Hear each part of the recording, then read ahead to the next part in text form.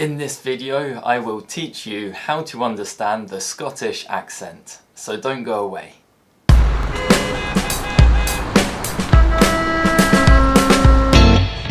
Hi everybody and welcome back to Lean English. I'm Ed and I'm here to help you achieve your pronunciation goals.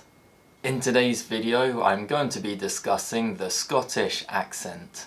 Scotland is famous for its wild mountains, but the majority of its approximately 5 million population live in the lowland cities of Edinburgh and Glasgow.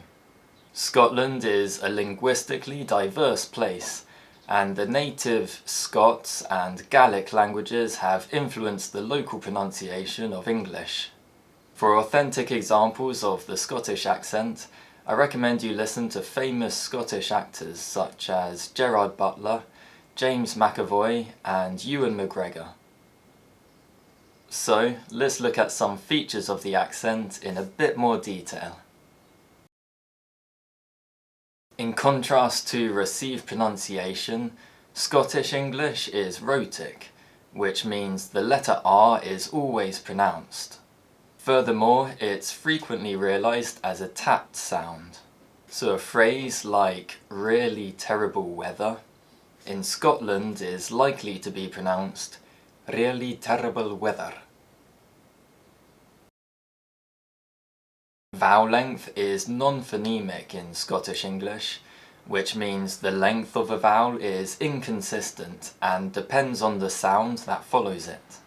Furthermore, there is no foot-goose split, which means there's no difference between the and U sounds, and where they exist in received pronunciation, they're replaced with a more forward U sound.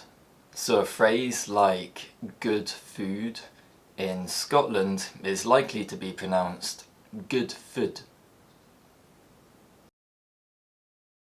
Similarly, there's no trap bath split, which means there's no difference between the R and A sounds, and where they exist in received pronunciation, they're replaced with a more central A sound. So a phrase like "a heart attack" in Scotland is likely to be pronounced "a hat attack."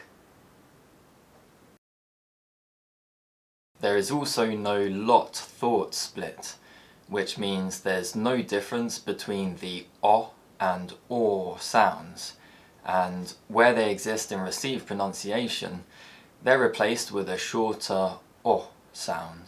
So a phrase like "I bought a clock" in Scotland is likely to be pronounced "I bought a clock." However, there is a north-4 split, which means that where the OR sound exists in received pronunciation, it's replaced with a short O or a more closed O sound, depending on the word. So a phrase like "four horses" in Scotland is likely to be pronounced "four horses." There's also a Fern-fir-fur split, which means that where the sound exists in received pronunciation, it's replaced with the ir, or r sound combinations, depending on the word. So a phrase like "the first person returned" in Scotland is likely to be pronounced "the first person returned." The I sound is used at the end of words containing the Y suffix, and it's more open compared to received pronunciation, as is the E sound. So a phrase like "Edinburgh City" in Scotland is likely to be pronounced "Edinburgh City." The A and O sounds have lost their glides and are pronounced more like single vowel sounds. So a phrase like "don't wait" in Scotland is likely to be pronounced "don't wet." Meanwhile, the I and ow diphthongs start from a more central position. The ow diphthong may also be replaced with a single u sound in high-frequency words. So a phrase like "a nice house in the mountains" in Scotland is likely to be pronounced "a nice house in the mountains."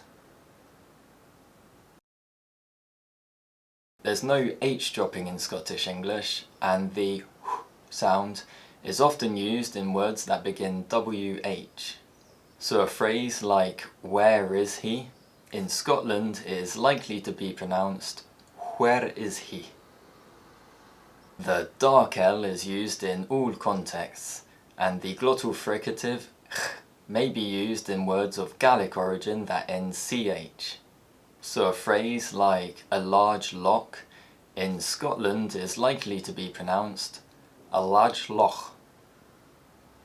The unvoiced plosives p, t and k are weakly aspirated in initial position, but strongly glottalized in middle and final position.